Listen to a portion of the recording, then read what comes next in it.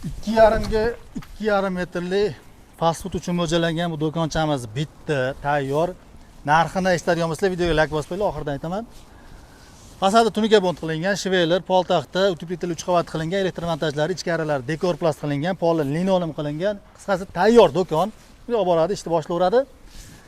Mana shapkalar qo'shimcha chiqqanligini hisobiga bu 30 million bo'lib ketdi. Aslida buni 27-28 millionga qilsa ham bo'ladi.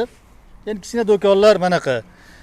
Do'kon kattaygan sari kvadrat metrga hisoblaganda arzonlashaveradi. Misol kvadrat metri necha pul deb so'rashadi-da. 12 ga 4 metrli do'konlar misol kvadratiga chayadigan bo'lsangiz, bo'ladigan bo'lsangiz 1 million 600, 1 million 800 atrofida bo'ladi. Bu do'konlar bo'lsa kvadratga hisoblaydigan bo'lsangiz 5-6 million bo'lib ketadi. Shuning uchun kvadratga chiqmaydi. Do'kon kattaygan sari kvadratda arzonlashaveradi. Mana shu do'konlarimizni yo'l kirasi endi Farg'onaga o'zlari olib ketadi, yaqin joyga olib boriladi. Uzoqlarga ham misol vodiy bo'yicha taxminan 600-700, 1 million atrofida yetib boraveradi. Do'konlarda yo'l kira xarajati alohida hisoblanadi. Chunki bitta narx qo'yib bergan bo'lsak, biz yutkazib qo'yishimiz mumkin, siz yutkazasiz. Shuning uchun Farg'onani o'ziga misol 5-600 ming so'm manipulyatorni olib borib qo'yishlari, Namangan, Andijonda chekka joylariga bo'lsa, misol qimmatroq borishi mumkin. Do'kon kattaygan sari narxi ham o'zgaradi, lekin eng qimmati ham 2,5 million bo'ladi-da vodiy bo'yicha.